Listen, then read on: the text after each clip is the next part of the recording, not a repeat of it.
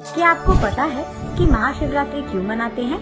पूर्व एक समय में महाविष्णु आदि शेषु पे दूध के समंदर में वैकुंठ में आराम कर रहे थे। ठीक तभी ब्रह्मा उनके पास जाते हैं। गहरी नींद में होने के कारण महाविष्णु को पता नहीं चलता कि ब्रह्मा वहाँ आए हैं। इस बात से नाराज होकर ब्रह्मा उनसे पूछते हैं, ये क्या है? सृष्टिकर्ता हूँ मैं और मेरे आने के बावजूद तुमने मेरा आदर नहीं किया। चलो उठो। तब विष्णु ब्रह्मा की बातें सुनकर हंसकर उनकी तरफ देखकर ये कहते हैं, जब पूरा मेरे अंदर है तो मैं नहीं, तुम्हें मुझे आदर देना होगा। तुम मेरे कमल में से पैदा हुए हो और तुम मुझसे जबान लड़ा रहे हो। ऐसे ही ब्रह्मा और विष्णु में झगड़ा हो जाता है। दोनों इसी बहस में लग जाते हैं कि कौन ज्यादा महान है। और ऐसे ही आखिर में ब्रह्मा हंस वाहन पे और विष्णु गरुड़ वाहन पे युद्ध शुरू करते हैं। इन दोनों के लड़ाई के दौरान सारे देवता देवताएं उनके अपने वाहन को छोड़कर इन दोनों के युद्ध को देखना शुरू करते हैं। दोनों में कोई भी हार नहीं मानता है और एक दूसरे पे बहुत शक्तिशाली बाण छोड़ते ही रहते हैं। और इस युद्ध के बीच में एक समय ऐसे आता है जब विष्णु महेश्वरास्त्र और ब्रह्मा पशुपास्त्र छोड़ते हैं एक दूसरे पे। इन दोनों का ऐसे तगड़ा युद्ध देख देवताएं बहुत घबराते हैं, इतना कि वो भागते हुए कैलाश की ओर बढ़ते हैं। जब सारे देवता देवताएं शिवा के पास आते हैं उनसे मदद मांगने, सारे देवता देवताओं को परेशान देख शिवा कहते हैं कि मुझे पहले ही पता था कि ब्रह्मा और विष्णु के बीच में लड़ाई होने वाली है। मुझे पता है कि तुम लोग डर के मारे यहाँ आए हो। फिक्र मत करो, इसका हल मैं निकालूंगा। ये कहकर शिवा उनके पत्नी पार्वती देवी विष्णु और ब्रह्मा की युद्ध भूमि की ओर चलने लगते हैं। युद्ध भूमि पहुँचते ही शिवा चुपके से उन दोनों की लड़ाई को दूर से देखते हैं। ठीक तभी महेश्वरास्त्र और पशुपास्त्र चलने लगता है।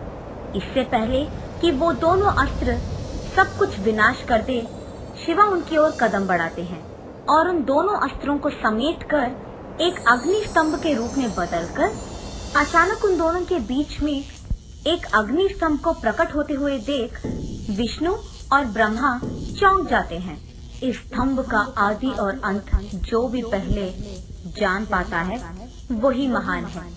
ऐसे उस अग्नि स्तंभ से बातें महाविष्णु को और ब्रह्मा को सुनाई देते हैं।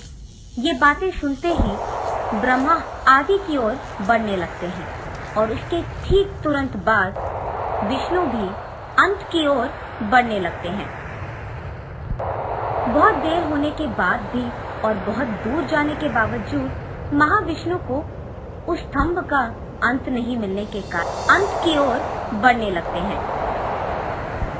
बहुत देर होने के बाद भी और बहुत दूर जाने के बावजूद महाविष्णु को उस स्तंभ का अंत नहीं मिलने के कारण वो मुड़कर वापस अग्नि स्तंभ की ओर बढ़ने लगते हैं। और दूसरी तरफ जब ब्रह्मा आदि की ओर बढ़ रहे थे तो उनको रास्ते में एक गाय और एक मुगली का फूल उनको दिखाई देता है।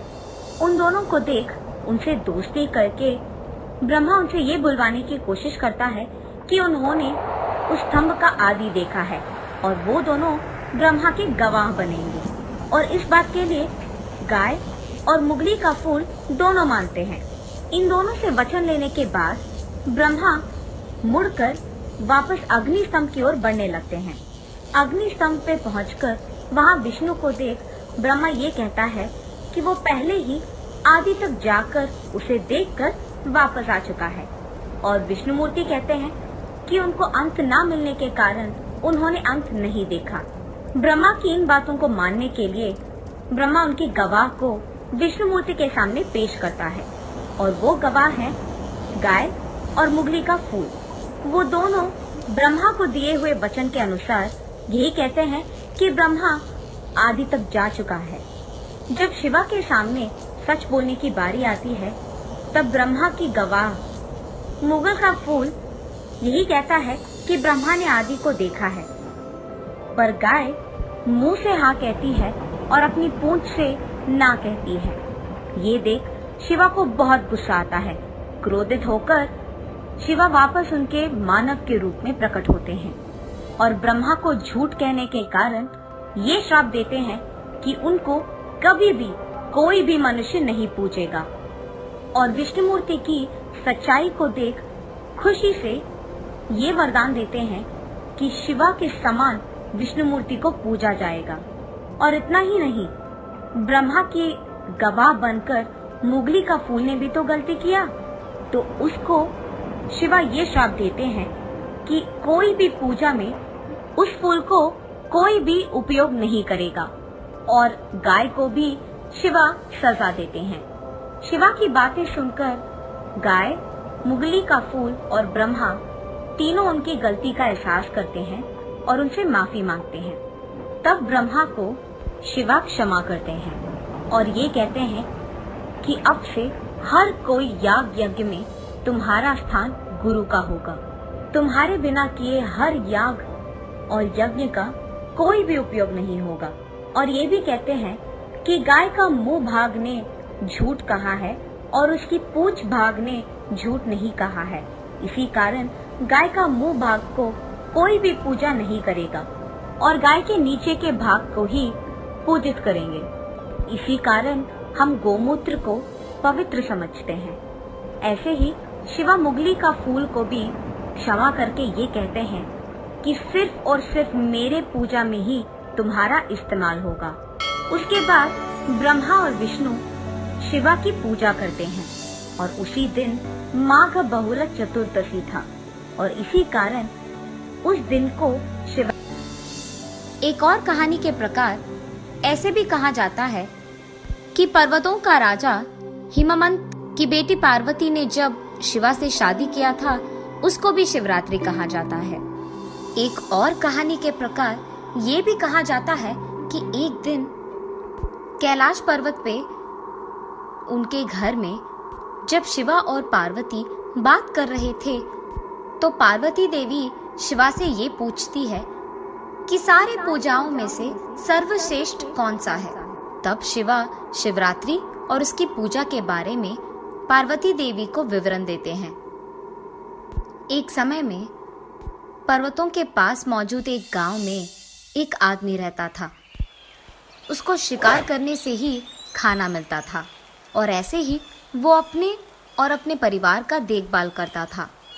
लेकिन एक दिन उसे बहुत शिकार करने के बावजूद कोई भी जानवर ना दिखने के कारण निराश होके घर लौटने ही वाला होता है कि जब उसे रास्ते में एक नदी दिखाई देती है। वो इस सोच में पड़ जाता है कि शायद कोई जानवर पानी पीने के लिए ही सही उस नदी के पास आएगा। इंतजार करते हुए वो एक पेड़ पे चढ़कर वहां जानवर के इंतजार में रह जाता है। ठंड लगने के कारण वो आदमी अपने आप में शिव शिवा शिव शिवा कहते रहता है। सारी रात उसका ऐसे ही बीत जाता है। पहली रात उस नदी के पास एक छोटी सी हिरन पानी पीने आती है।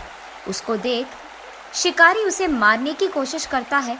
जब वो हिरन कहती है, मुझे मत मारिए। हिरन की मुंह से बातें सुनकर शिकारी चौंक जाता है और उसे पूछता है कि अगर ये मनुष्य है तो हिरन के रूप में क्या कर रही है। तब वो हिरन समझाती है कि वो एक अप्सरसा है जिसका नाम रंभा है। प्यार में अंधा होकर वो शिवा की पूजा करना भूल जाती है और इसी कारण उसे श्राप मिलता है कि जब तक उसे एक शिकारी मार न दे वो इसी रूप में रहेगी। ये सब समझाकर वो हिरन कहती है कि अगर आप मुझे मार देंगे अभी तो मैं मनुष्य बन जाऊंगी, पर अब मैं गर्भवती हूँ। मैं तो बच जाऊंगी पर मेरा बच्चा नहीं बचेगा। इसी कारण मैं अपने बच्चे को जन्म देकर उसे अपने बंधुओं को देकर आपके पास खुद आ जाऊंगी। दूसरी रात को उस नदी के पास पानी पीने के लिए एक और हिरन आती है। जब शिकारी उसे मारने की कोशिश करता है तब वो हिरन उससे बात करके बोलती है कि उसे ना मारे। ओ मानव, तुम मुझे मत मारो, मेरे में कुछ बचा ही नहीं है ताकि तुम खाओ। मेरे मरने के बावजूद मैं तुम्हें और तुम्हारे परिवार को कोई काम नहीं आऊँगा। मुझे छोड़ दो। कल यहाँ एक अच्छा खासा हिरन पानी पीने आएगा जो मग जाति का है। चाहिए तो उसे मार के खाओ। अगर वो तुम्हें कम पड़ गया तो मैं वादा करता हूँ कि मैं तुम्हारे पास वापस आऊँगी। तीसरी रात होती है। अब शिकारी भूख के मारे उस हिरन का इंतज़ार करते रहता है। इतने में वहाँ एक हट्टा खट्टा हिरन पानी पीने नदी के पास आता है। उसे देख शिकारी मारने लगता है कि वो भी कहता है कि मुझे मत मारो। तब वो शिकारी उसे कहता है कि पहले 2 रातों में आए हुए हिरन ने उससे कहा है कि वो एक और हिरन को भेजेंगे मेरा शिकार बनने के लिए। ये सुनकर वो हिरन कहता है कि ठीक है, मैं कल तुम्हारे घर खुद आऊँगा। उसकी बात मानकर शिकारी वापस उसके घर चले जाता है। अगले दिन सुबह उनके वचनों के अनुसार ही वो 3 हिरन उसके घर के सामने प्रकट होती है और ये बहस करते हैं कि मुझे पहले मारो। वचन का आदर करके आए हुए उन तीनों हिरणों को देख शिकारी चौंक जाता है और उसे अपनी वृत्ति पे घिन आती है और तब वो फैसला करता है कि खाने के लिए उसे शिकार करने की कोई जरूरत नहीं है। और यही बात वो उन तीनों हिरणों से कहता है और उन्हें नमस्कार करता है। ठीक तभी आकाश से फूल बरसते हैं और शब्द घोषित होते हैं। देवताएं सारे खुश होकर शिकारी से ये कहते हैं, ओ मानव, तुमने सारी रात जागरण किया है और कुछ खाया भी नहीं है। और ठीक ऐसी चतुर्दशी पे जो माघ बहुला चतुर्दशी है और यही शिवरात्रि भी है। जिस पेड़ पे तुमने चढ़ा है वो बिल्वा का वृक्ष है और सारी रात तुम्हें पता नहीं चला, पर तुम्हारे पेड़ के नीचे शिव का लिंग था। उस पे सारी रात तुमने समय काटने के लिए बिल्व के पत्तों को नीचे गिराया और ऐसे ही शिवरात्रि का तुमने पूजा भी कर दिया और इसी कारण तुम्हें ऐश्वर्य और संपत्ति खूब मिलेगी। ये कहानी सुनाने के बाद शिवा पार्वती से ये कहते हैं, देवी, जो मृगशिरा हमें आकाश में दिखता है वो यही है। आगे के 2 हिरन और पीछे एक मृग। तब से यही माना जाता है कि महाशिवरात्रि के दिन उपवास करते हुए, सारी रात जागरण करते हुए, शिवा की कहानियां सुनते हुए, उनकी गाने गाते हुए इस त्योहार को मनाया जाता है। गणेश चतुर्थी। एक बार रामपुर नामक एक गांव में सारे लड़के गणेश चतुर्थी की तैयारी को लेकर उत्साहित थे। स्कूल खत्म होते ही सारे लड़के चंदा जमा करने के लिए निकल पड़े गणपति की मूर्ति खरीदने। लड़के हर एक दरवाजे पर जा रहे थे चंदा लेने। उसमें से एक घर था आनंद जी का। हे लड़कों, इस बार बड़ी वाली मूर्ति ला रहे हो क्या? आप जितना दान करोगे उतनी बड़ी मूर्ति लाएंगे। बड़े होशियार हो तुम लोग। आनंद की पत्नी आई पैसे दान करने के लिए। तुम सब लोग चंदा तो ले रहे हो सबसे, पर क्या तुम जानते हो कि गणेश चतुर्थी मनाया क्यों जाता है? इस दिन पर हम गणेश जी का जन्मदिन मनाते हैं। ये तो सही बात है, पर गणेश जी का जन्मदिन कोई साधारण उत्सव नहीं है। पार्वती देवी ने गणपति को बनाया है। शिव भगवान की अनुपस्थिति में पार्वती ने चंदन के मिश्रण से गणपति को बनाया और उसको पहरेदार की तरह रखा जब वह स्नान करने गई। जब वह स्नान में थी तो उसी दौरान भगवान शिव की लड़ाई गणेश जी के साथ हो गई, क्योंकि उन्होंने शिव जी को अंदर आने नहीं दिया अपने माँ के आदेश के अनुसार। गुस्से में आकर शिव भगवान ने गणेश का सर काट दिया।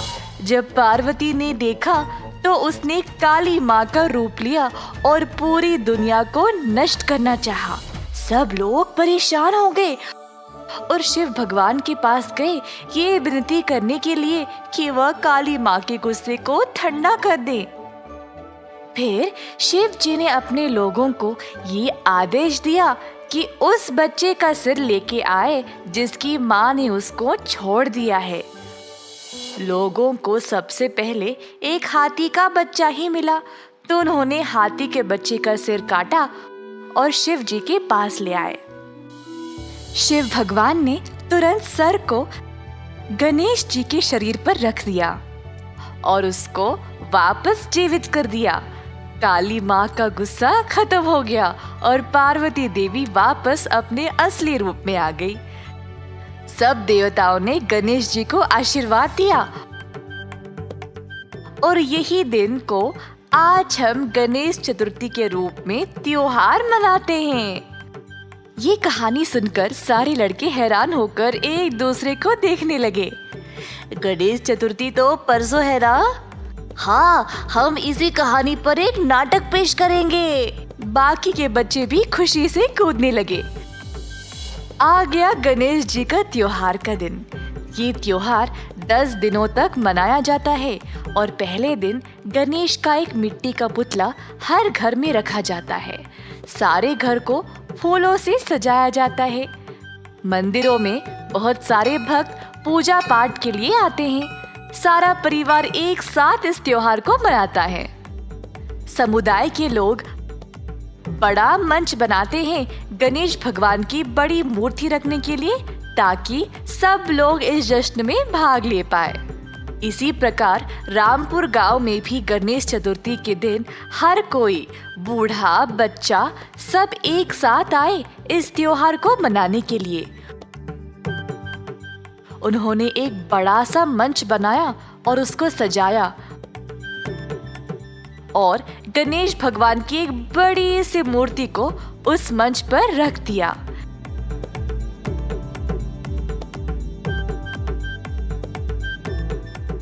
नारियल तोड़कर इस त्योहार की शुरुआत की गई।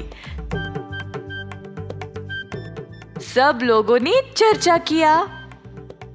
गणपति बप्पा मोरया, गणपति बप्पा मोरया, गणपति बप्पा मोरया। गणेश पूजा की शुरुआत होती है गणेश जी की मिट्टी की मूर्ति घरों में रखकर। फिर कई प्रकार के भोजन पकाए जाते हैं भगवान को भोग चढ़ाने के लिए। पुतले को ताजे पानी से नहलाया जाता है। दिए जलाकर आरती उतारी जाती है। कई भजन गाए जाते हैं और गणेश जी का जाप भी किया जाता है।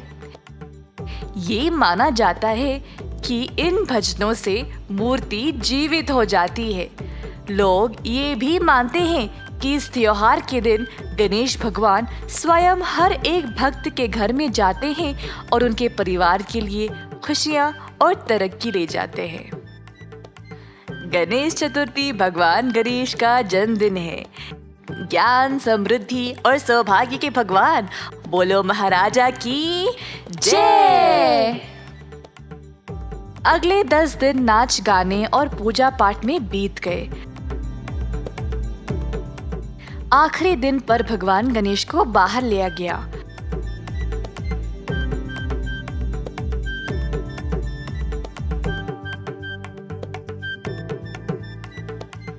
सब लोग खुशी से नाच गाने का प्रदर्शन कर रहे थे अपनी भक्ति दिखाने के लिए।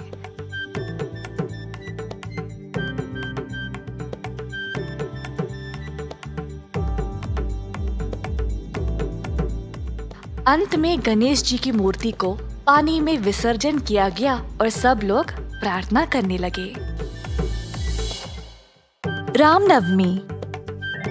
एक सुबह परिवार के सदस्य घर को फूलों और पत्तों से सजाने में लगे थे। पिंकू बहुत उत्सुक था और खुशी से अपने पापा के पास गया जो दरवाजे पर फूल लगा रहे थे। पापा, आज क्या खास है? आप घर को इतने सुंदर तरीके से क्यों सजा रहे हो? तभी माँ आई प्रसाद लेके और बोली, बेटा, आज रामनवमी है, भगवान राम जी का जन्मदिन। तभी नीलू आई पिंकू के पास और पूछी अगर वह उसके साथ इस त्योहार पर मंदिर चलेगा। वैसे रामनवमी का महत्व क्या है? हम इस दिन को क्यों मनाते हैं? उस समय बालू आया श्री राम जी की पोशाक में। मैं बताऊंगा कहानी, मैं बताऊंगा। पिंकू और नीलू बालू को राम जी के भेष में देखकर हैरान रह गए। वाह बालू, तुम बराबर भगवान राम की तरह लग रहे हो। ओह धन्यवाद। अच्छा ठीक है, मैं रामनवमी की कहानी सुनाऊंगा। कई साल पहले रहते थे महाराज दशरथ, जिनकी कोई संतान नहीं थी, जिसकी वजह से वे परेशान थे। संत वशिष्ठ ने उनको ये सलाह दी कि वह यज्ञ पूजा करे और उनको 4 पुत्रों का वरदान मिलेगा। जल्द एक दिव्य व्यक्ति यज्ञ की आग से निकल आया, हाथ में मिठाई की थाल लिए हुए। उसने इन मिठाइयों को अपने 3 पत्नियों के बीच बांटने के लिए कहा। जल्द कौशल्या ने एक पुत्र को जन्म दिया, जिसको राम का नाम दिया गया। वह अपने तीनों भाइयों के साथ एक दूसरे के लिए प्रेम और आदर के साथ बड़ा हुआ। तो राम जी का जन्मदिन रामनवमी के नाम से मनाया जाता है। हो, तो रामनवमी का त्योहार कैसे मनाया जाता है? हम बोलेंगे। मम्मी मुझे और बाकी लोगों को सुबह सवेरे जगाती है। फिर हम सब सुबह की रस्म रिवाज करते हैं और सूर्य को प्रार्थना करते हैं। और पता है, सारे मंदिर और घर इतने सुंदर तरीके से सजाए जाते हैं। मेरी मम्मी मुझे भजन कीर्तन सुनने के लिए मंदिर ले जाती है, प्रभु राम के जन्म के जश्न में। और मुझे तो गाना कितना पसंद है। और फिर मंदिर के पुजारी मजेदार मिठाइयाँ और फल सब भक्तों में बांटते हैं। मेरी मम्मी स्वादिष्ट पानका बनाती है हर साल इस त्योहार पे। बहुत ही मजेदार होता है। आज मैं तुम लोगों को पिलाऊंगा। और पिंकू की मम्मी ने सबको पानका पिलाया। हम सब इस दिन पे उपवास रखते हैं भगवान राम जी को प्रसन्न करने के लिए। हे, मेरी मम्मी भी उपवास रखती है। और इसके अलावा आज केवल राम भगवान का जन्मदिन ही नहीं, बल्कि राम और सीता का विवाह भी हुआ था। आज के दिन सीताराम कल्याण उत्सव भी मनाया जाता है। मैं तुम सबको सीताराम विवाह की कहानी सुनाती हूँ। एक बार था एक राजा, जिनका महाराज, जो सीता के पिताश्री थे। जब सीता विवाह की लायक हुई, तब उसके पिताश्री ने उसके लिए एक स्वयंवर का प्रबंध किया। जो भी शिव धनुष एक भारी धनुष को तोड़ पाएगा, वही सीता के लिए योग्य होगा। बहुत सारे राजकुमार कई राज्यों से आए स्वयंवर के लिए। सीता के हाथ के लिए अन्य धर्मों और संस्कृतियों से आए राजकुमार, परंतु कोई भी शिव धनुष को उठा नहीं पाया। बहुत बलवान पुरुष भी थे, पर बहुत कोशिश करने के बाद भी कोई सफल नहीं हो पाया। उस समय राम और लक्ष्मण उधर आए अपने गुरु वशिष्ठ के साथ शिव धनुष को देखने के लिए। वशिष्ठ ने राम और लक्ष्मण को जनका महाराज से मिलाया और शिव धनुष को देखने की अनुमति मांगी। जनका महाराज ने समझाया कि आज सीता राजकुमारी का स्वयंवर था और जो भी इस धनुष को तोड़ पाएगा, वही सीता के पति बनने के लायक होगा। महाराज ने उनको शिव धनुष देखने की अनुमति दे दी। राम ने शिव धनुष को देखा और देखते ही उससे जुड़ा हुआ महसूस करने लगा। बस राम नीचे झुका और आराम से शिव धनुष को उठा लिया। सब लोग ये नजारा देखकर आश्चर्यचकित रह गए। राम ने तब शिव धनुष को तोड़ दिया और सब लोग जयकार करने लगे। इसके बाद राम का विवाह सीता के साथ हो गया, राम जी के जन्मदिन पर ही। और बहुत सारे लोग जमा हुए इस अनोखे अवसर को देखने के लिए। राम और सीता का विवाह एक त्योहार की तरह मनाया गया। वाह, हमें राम और सीता की पूरी कहानी सुनने का कभी मौका ही नहीं मिला। इस कहानी को सुनने में बड़ा मजा आया। मैं मंदिर में जश्न मनाने के लिए अब और इंतजार नहीं कर सकता। तो चलो और सजावट करने में मदद करें, बहुत मजा आएगा। फिर हम स्वादिष्ट मिठाइयाँ भी खा सकते हैं। मुझे सब में हिस्सा लेना है। एक मिनट दोस्तों, मैं अभी आया।